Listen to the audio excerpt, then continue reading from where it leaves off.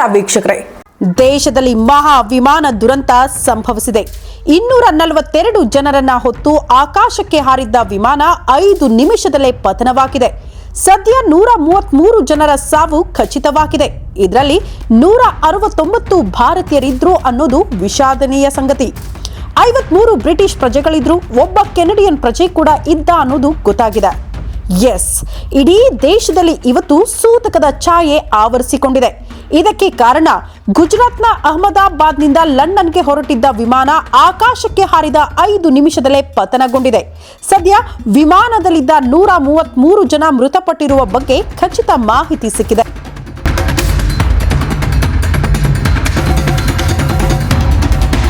ಆದರೆ ಒಟ್ಟು ವಿಮಾನದಲ್ಲಿ 242 ಜನ ಇದ್ದು ಇನ್ನೂ ಹಲವರು ಪತ್ತೆಯಾಗಬೇಕಾಗಿದೆ. ಹಲವರನ್ನ ಖಾಸಗಿ ಆಸ್ಪತ್ರೆಗಳಿಗೆ ದಾಖಲು ಮಾಡಲಾಗಿದೆ. ಸಾವಿನ ಸಂಖ್ಯೆ ಇನ್ನೂ ಏರಿಕೆ ಆಗೋ ಸಾಧ್ಯತೆ ಇದೆ. ಇವತ್ತು ಮಧ್ಯಾಹ್ನ 1:30ಕ್ಕೆ ಅಹಮದಾಬಾದ್ನ ಸರ್ದಾರ್ ವಲ್ಲಭಭಾಯ್ ಅಂತಾರಾಷ್ಟ್ರೀಯ ವಿಮಾನ ನಿಲ್ದಾಣದಿಂದ ಏರ್ ಇಂಡಿಯಾದ ಬೋಯಿಂಗ್ 787 ವಿಮಾನವು ಲಂಡನ್ನ ಗ್ವಾಟಿಕ್ಗೆ ಹೊರಟಿತ್ತು.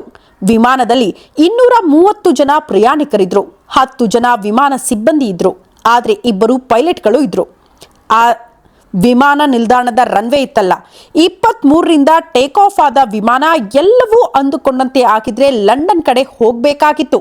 ಆದರೆ ಟೇಕ್ ಆಫ್ ಆದ 5 ನಿಮಿಷದಲ್ಲಿ ವಿಮಾನ ಪತನಗೊಂಡಿದೆ.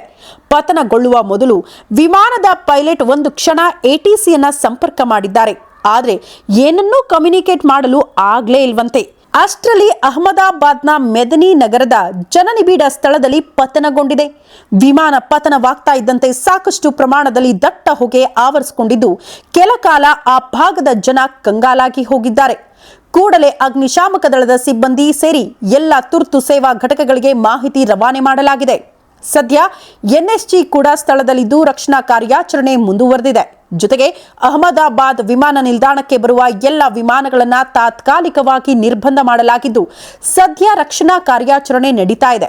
1996 ಕಜಕಿಸ್ತಾನ ಹಾಗೂ ಸೌದಿ ಅರೇಬಿಯಾ ಏರ್ಲೈನ್ಸ್ಗಳು ಕ್ಲಾಶ್ ಆಗಿ ಹರಿಯಾಣದಲ್ಲಿ 349 ಜನ ಮೃತಪಟ್ಟಿದ್ರು.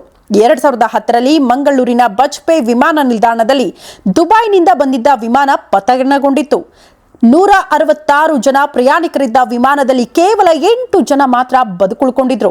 ಇದಾದ ಬಳಿಕ ದೇಶದಲ್ಲಿ ಮಹಾ ವಿಮಾನ ದುರಂತವೊಂದು ಸಂಭವಿಸಿದೆ. ಅದೇ ಇದು.